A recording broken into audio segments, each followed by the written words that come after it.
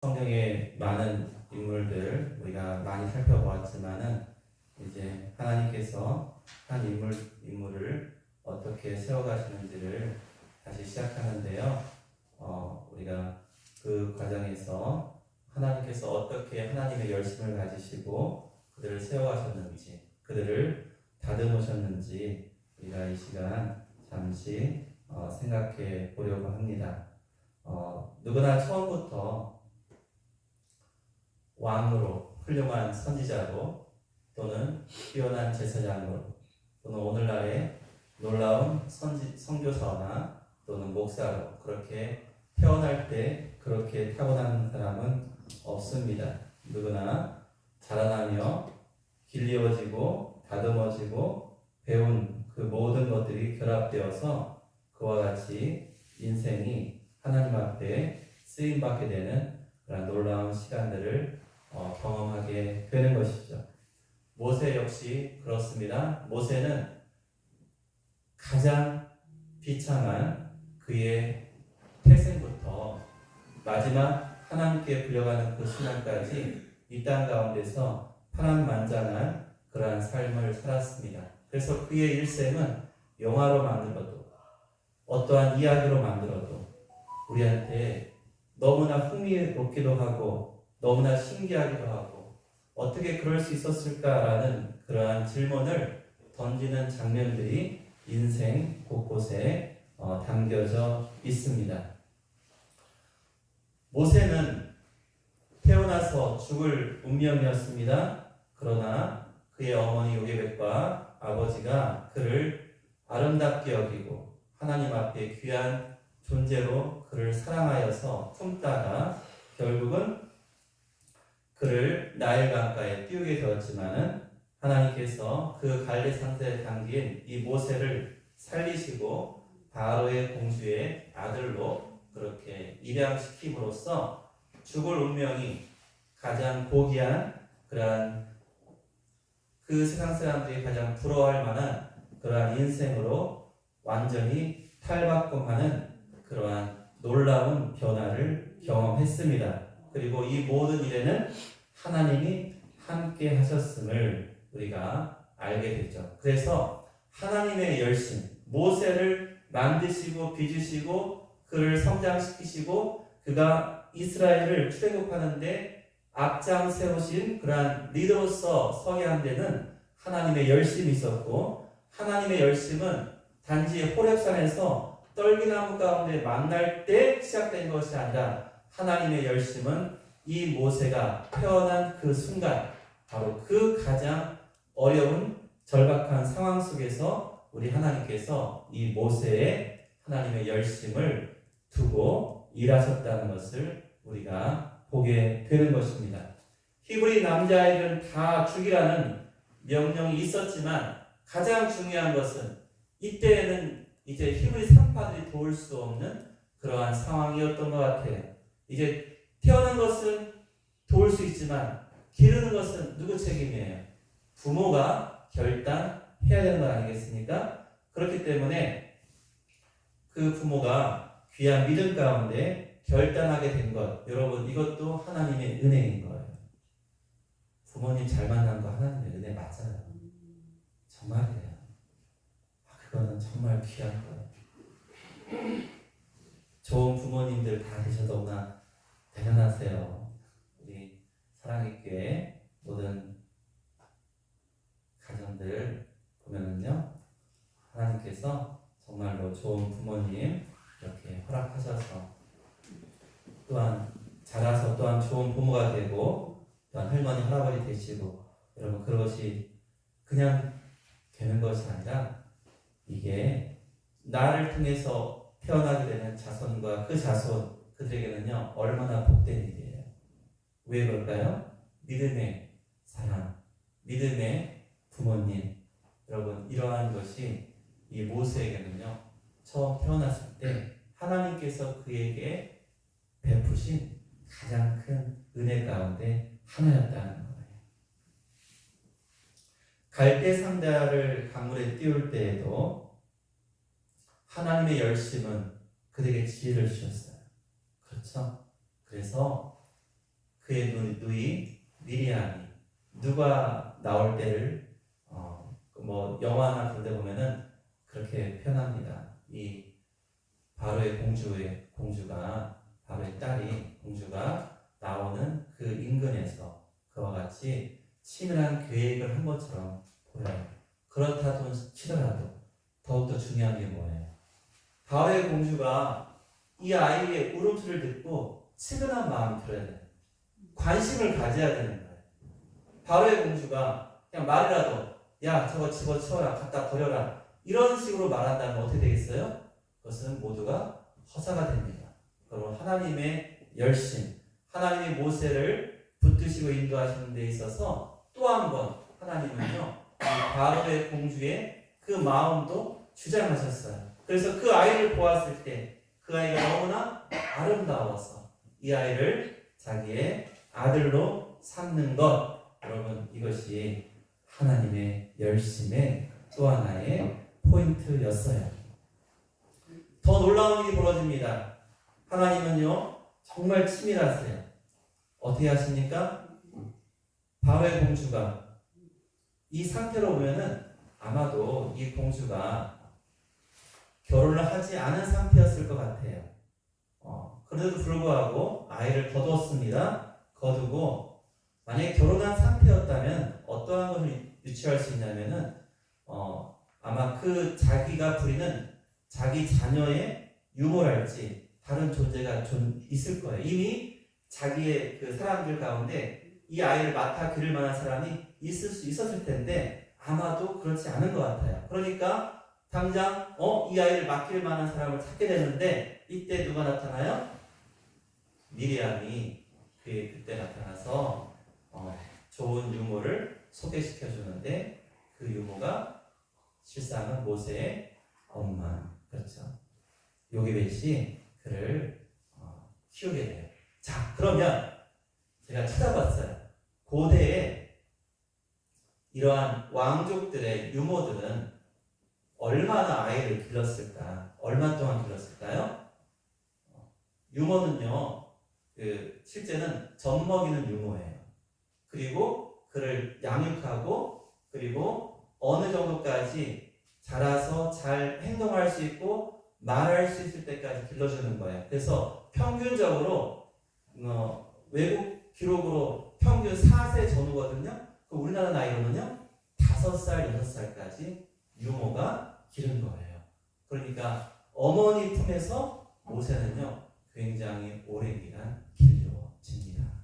그리고 나서 왕궁에 들어가서 이제 왕자로서의 그런 학문과 모든 것을 배우는 그러한 시간을 갖게 되고 그렇게 40년간 모세는 애굽의 왕자로서 그렇게 키워지게 되는 것이죠. 그러니 모세는 분명 어머니 요게벳을 통해서 그는 자신이 히브리인이었음을, 자신이 다른 사람들과 다른 존재라는 것을 알 수 있습니다. 자, 질문할게요. 굉장히 어렵잖아요. 우리 일본 사람, 그냥 순수한 일본 사람, 그 다음에 중국 사람 보면 한국 사람하고 차이가 나죠? 나나요? 어딘가 모르게 나는 것 같기도 한데, 그런데 섞여 살면 모르죠? 솔직히 그들이 여기 와서 섞여 살면요 몇 년 지나면 몰라요. 그럴 수 있어요. 그런데 우리가 그냥 가서 보면 우리랑 좀 다르게 보인다 이런 거 느낌 있죠? 일본이나 중국 가면 그러면 한국과 일본과 중국은 굉장히 가까워서 그런 거고, 동남아시아에 계신 분들이 오면 어떻습니까? 달라요, 같아요? 표가 나죠? 다르죠. 자, 그러면 히브리인하고 애굽인하고 어떨까요? 어떨까요? 네, 달라요. 뭐가 달라요? 종족 자체가 달라요. 종족 자체가.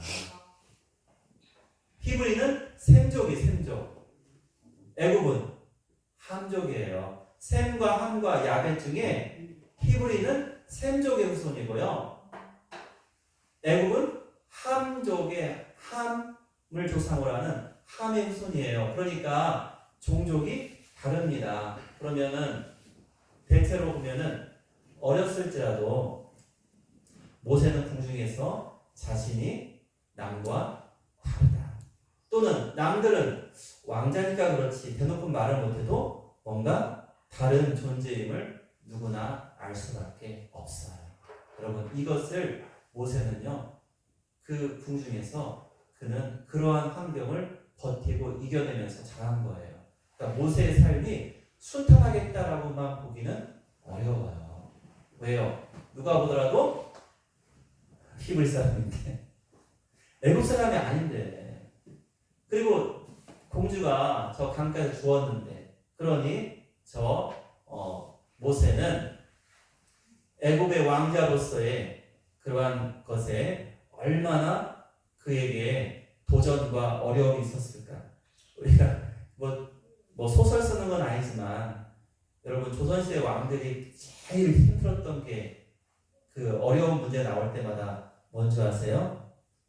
그 왕이 정실 왕후 그러니까 왕비의 아들이냐 아니면 후궁의 아들이냐 이런 걸로 얼마나 싸우는지 아세요? 그래서 꼬투리만 있으면 뭐예요? 적통자가 아니어서 좋다. 이런 식으로 해서 맨날 사건 나고 그렇게 해가지고 막 싸움 나고 막 멸문지화 당하고 이런 일이 조선의 역사에 굉장히 많아요. 우리나라만 그런 줄 아세요? 아니에요. 어디나 마찬가지예요. 그렇습니다. 특히 이제 이 바로의 공주의 그런 아들로서 이렇게 살아가게 되면은 모든 사람의 시선이 모세에게 이렇게 갈 수밖에 없어요. 그런데 그러한 어려운 환경 속에서 어렸을 때 유모인 어머니를 통해서 히브리인이라는 확실한 자아에 대한 그러한 증거와 또한 자기에게 사랑으로 그렇게 길러준 유모이지만 어머니인 그 요게벳의 그러한 지도를 통해서 그는 하나님의 사랑으로 자랐음을 우리가 확인하게 되는 거예요. 출애굽기 2장 11절 한번 볼까요? 출애굽기 2장 11절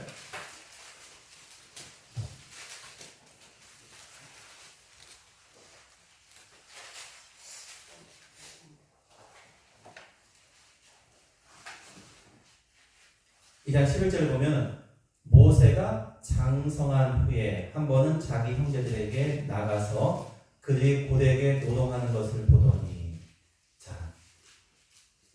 모세의 관심이 누구한테 있었어요? 자기 형제들. 누구예요? 히브리 사람들. 자기 형제들이 어떻게 살아가는지를 보고 싶은 거예요. 그들이 잘 있는지 너무나 고생하지 않는지 뻔히 알잖아요. 그러니까 나가서 보고자 하는 마음이 있었던 거예요. 그러니 이 마음이 너무나 귀한 거죠. 그런데 마침 어떤 애국 사람이 관리자가 히브리 사람 곧 자기 형제 여기서 자기 형제를 치는 것을 보고서 그는 자기 능력과 힘이 얼마나 셌겠어요. 그래서 그를 죽이게 됩니다. 자, 이와 같은 일을 볼 때 모세는 진정 애굽의 왕자였으나 그가 히브리 사람인 것을 결코 잊지 않았다. 그리고 그의 마음속에 어떤 마음이 있는 거예요? 내 민족, 내 형제들을 돕고자 하는 그런 마음이 있었다는 거예요.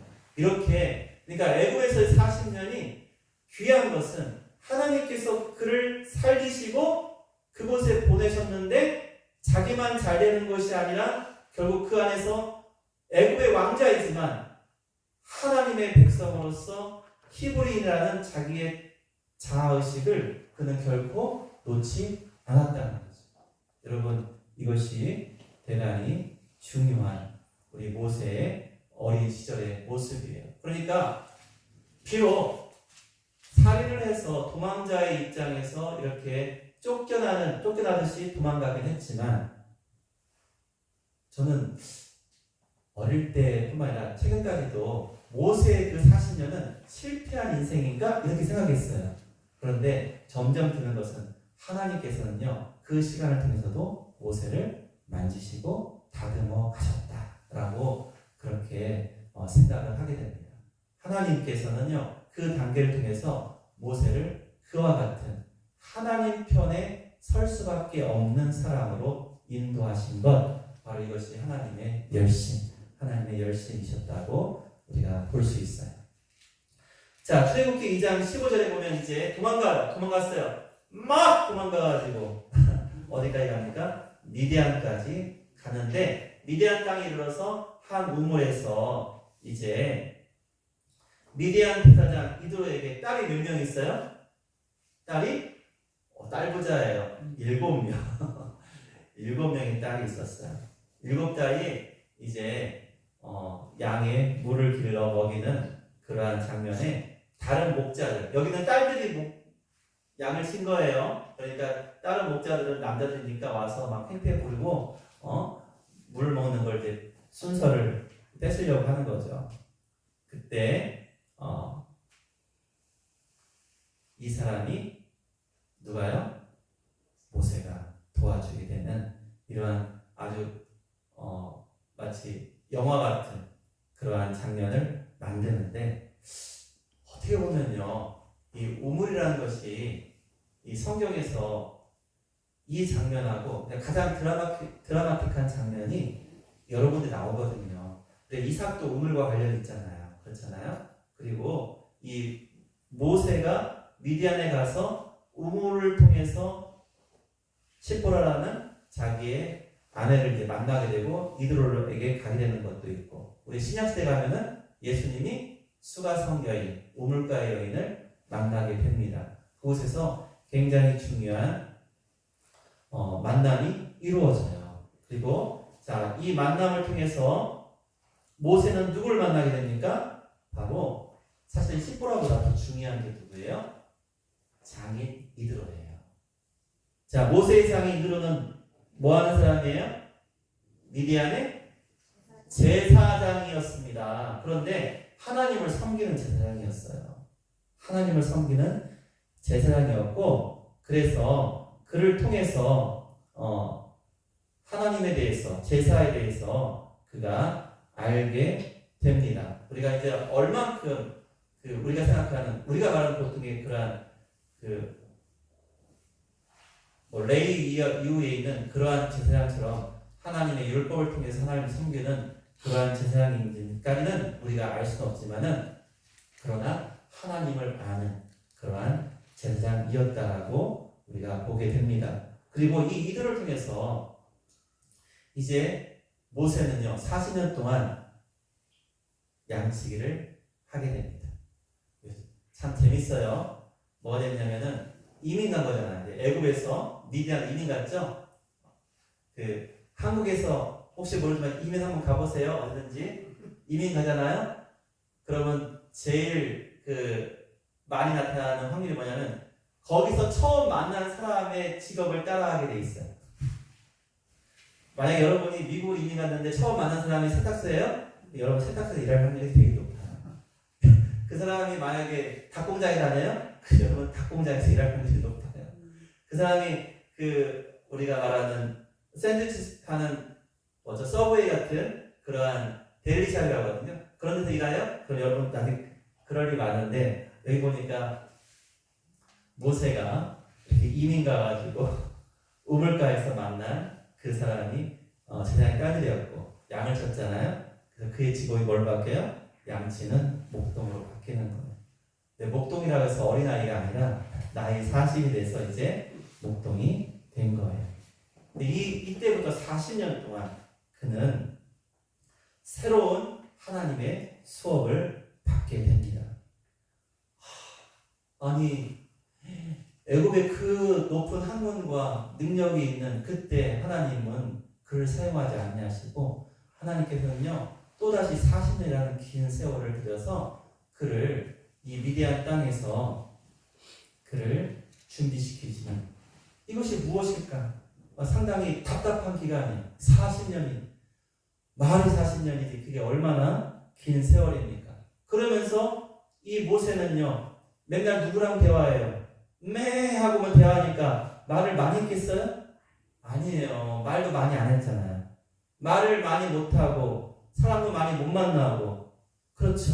굉장히 제한적인 활동을 하면서 사실 애굽에서 얼마나 그는 유창했겠어요. 사실 옛날 왕족들은요 옹변술을 배웠습니다. 말하는 게 굉장히 중요하기 때문에 왕이든 정치가든 이러한 리더들은요 대개 다 말을 잘했습니다. 그런데 그러한 말 잘하던 모세가 어떻게 돼요? 어눌한 자가 될 때까지 하나님은 그를 온전히 겸손하게 하시고 하나님이 쓰시기에 합당한 그러한 때로 그러한 존재로 그를 낮추시는 이 기간이 40년이 걸린 것 아닐까 이러한 생각을 하게 됩니다. 그럼 이게 실패입니까? 아니에요. 그게 아닌 거예요. 그가 애굽의 왕자에서 말도 잘하고 힘있고 능력있고 한번 뭔가 일을 낼 만한 그러한 사람이었지만 그러한 사람을 낮추셔서 목동을 만드시고 하나님의 뜻에 합당하게 하나님에게만 순종할 수 있는 그러한 사람으로 만드시기까지 우리 하나님은 40년을 투자하신 거예요. 인내하신 거죠. 우리 하나님 얼마나 인내하셨을까요? 우리 하나님 마음에는 어떤 마음이 있으실까요? 아니 저 고통받는 저 애굽에서 고통받는 저 히브리 백성들 내 백성들을 내가 빨리 인도해야 될 텐데 그런 막 속성 과정 우리 세상에서는 그러면 속성으로 빨리 몇 개월 만에 뚜다닥 해가지고 자격증 주는 거 얼마나 많아요. 우리나라 많아요. 그런 거 기회만 되면 빨리빨리 뭐 속성 반을 하는데 그렇게 하지 않고요. 우리 하나님은요 온전히 모든 것이 합력하여 선을 이루는 그래서 첫 번째 애굽 땅에서 모세의 생명을 찾는 자들이 다 없어지는 시간까지 그리고 모세는 모세대로 그의 말이 어눌해지고 온전히 하나님의 뜻에 순종할 수 있는 마치 양이 목자를 따르듯이 목동이었지만 그가 목자였지만 하나님 앞에서 양과 같이 하나님께 순종할 수 있는 그러한 사람 그렇게 그리고 자신이 능력이 있다 과시하지 않고 나는 이제 능력이 없습니다. 나는 아무 힘도 없고 지혜도 없고 나는 말도 못하고 제가 어떻게 가겠습니까? 라는 이러한 낮아진 그러한 상태로 만드시는 바로 이것이 하나님의 가장 중요한 두 번째 훈련 과정 중에 하나님의 열심이었어요. 그러므로 여러분 보세요. 어쩌면요 우리 주변에 또는 나 자신에게 적용할 때 지금은 참 별 볼 일 없었겠지 아닐지도 모르는 거예요. 어쩌면 지금 가장 귀하게 하나님께 쓰임받을 수 있어요. 왜 그럴까요? 자기를 드러내지 않을 때 자기를 나타내지 않고 하나님만을 나타낼 수 있고 하나님의 말대로만 행할 수 있을 때 여러분 그때 하나님의 능력이 나타나는 거예요. 그래서 하나님께서 모세를 그렇게 만드셨어요. 하나님의 열심은요 이와 같이 모세를 포기하지 않으셨습니다. 자 그리고 이제 출애굽기 4장에 드디어 출애굽기 4장에 가면요 지나서 이제 하나님을 만나고 4장에 하나님을 만나고 5장에서 이제 모세는 아론과 함께 바로 앞에 서게 됩니다. 그렇죠. 바로 앞에 서게 돼요. 바로 앞에 섰을 때도 하나님께서는 아까 우리 읽은 것처럼 아론을 통해서 모세의 입을 대신하게 하셨고 또한 그 지팡이를 통해서 이적을 행하게 하시고 하나님이 함께 하시는 증거로 그 모든 모세가 하는 일에 하나님이 함께 하신 것뿐만 아니라 사실은 앞장서신 거죠. 하나님의 앞장서신 거예요. 하나님이 먼저 행하시고 인도하시는 그러한 모습으로 그를 도우시고 함께 하셨습니다. 그리고 우리가 잘 아는 대로 아까 만났던 그 장면에서요 하나님이 어떻게 너 들어가서 바로한테 나오라고 하면은 안 보내줄 거야. 내가 재앙을 내린 다음에 그리고 너희가 나오게 될 텐데 나올 때는 그 애굽 사람들의 금은 보화를 너희가 가지고 나오게 될 거야. 이런 모든 말씀을 미리 다 해주셨어요. 그러니까 이미 모세는요 하나님께서 출애굽하는 모든 과정을 호렙산에서 다 들었어요. 그리고 내려가서 했는데 전 정말 재밌을 것 같아요. 하나님 하는 대로 다 돼. 그때 말씀하신 대로 분명히 말하면은 안 들어줄 거야. 재앙을 내리고 그렇게 돼서 결국은 보내주게 될 거라는 그러한 말씀대로 다 진행된단 말이에요. 하나 틀림없이. 여러분 정말 하나님은요 모세에게는요 감추지 않고 이 모든 것을 비밀로 하지 않고 알리시고 인도하셨습니다. 10가지 재앙도 또한 홍해가 갈라진 것, 그 모든 기적, 여러분 누가 하신 거예요? 하나님이 하신 거예요. 그 제가 어떤 목사님이 그렇게 표현했다고 했잖아요.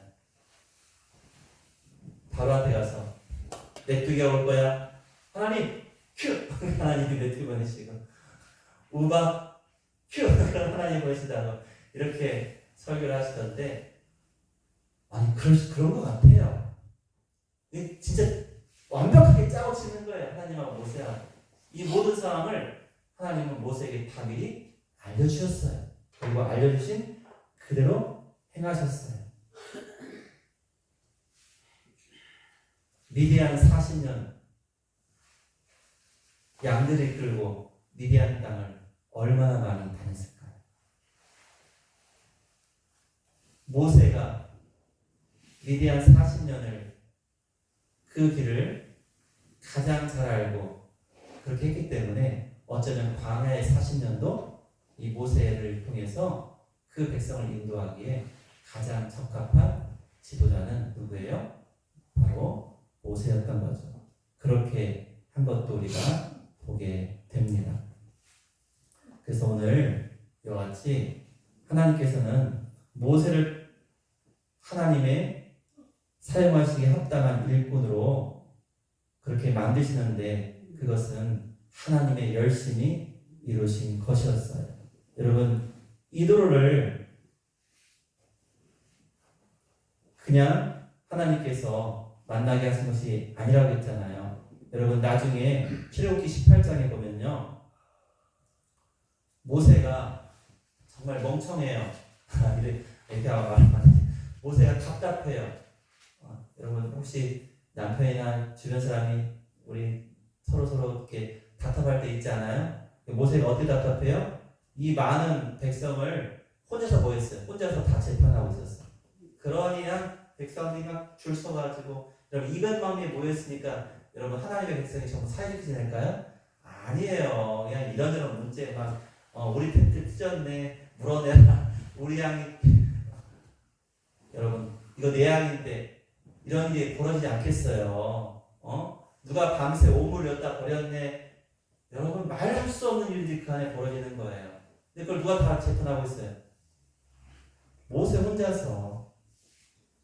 그때 하나님이 이드로를 보내십니다. 그리고 이드로가 어떻게 이 체계를 세울 건지를 알게 하는 거예요. 그리고 이드로의 제사장으로서의 경험이 모세가 하나님의 주신 그 율법을 받아서 이러한 레위지파를 세우고 이러한 하나님의 백성의 모든 절기와 제사를 세우는데 가장 결정적인 누가 같은 거예요?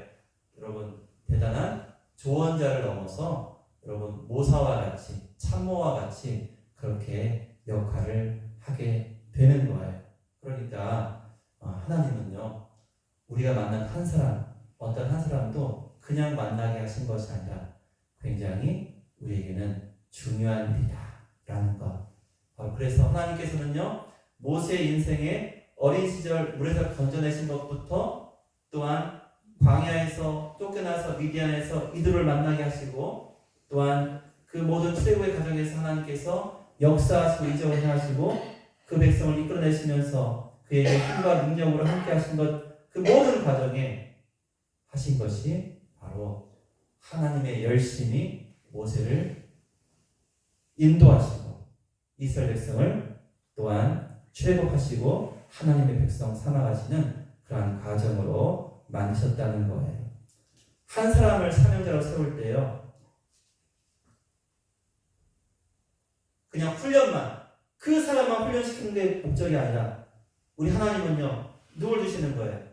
첫 번째 모세의 어머니 아버지 또 누구요?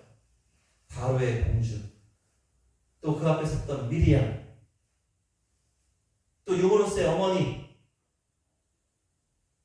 또 나와서 이드로 그의 아내 십보라, 또 이제 출애굽할 때 그를 도왔던 여호수아와 갈렙과 같은 그러한 믿음의 또한 차세대들을 하나님은 그렇게 만드시면서 하나님의 열심히 그 모든 것을 이 모세가 행할 수 있고 이뤄낼 수 있도록 도우셨다는 거죠. 이게 하나님의 열심이에요.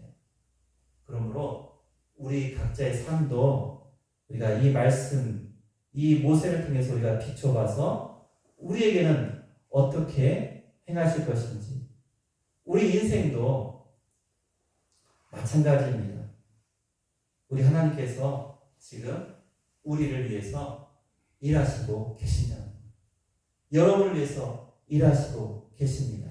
그리고 지금 여러분이 주저앉을 그 자리에서 일으켜 주시고, 또한 우리 인생이 여러 가지 실패나 낙심이나 실패나 고난에 있어도 하나님은요 그것을 지나치지 않으시고 지켜보실 뿐만 아니라 그 어려운 자리에서 일어날 수 있도록 우리를 도우시는 우리 하나님이신 것. 그러니까 모세만 하나님의 열심이 해당하는 것이 아니라 우리 모두에게 하나님의 열심이 우리를 도우시고 인도하실 것이다 라는 거예요. 그래서 오늘 우리가 함께 기도할 때 하나님, 나에게 내 인생을 내 손에만, 나의 생각과 나의 지혜와 나의 경험에만 맡기지 마시고 우리 하나님이 친히 나를 주장하시고 인도하셔서 하나님의 열심으로 나의 인생이 나아갈 수 있도록, 하나님의 열심을 따라서 내가 살아갈 수 있도록 저를 도와주시옵소서라는 그러한 기도를 같이 하는 이 시간 되었으면 좋겠습니다.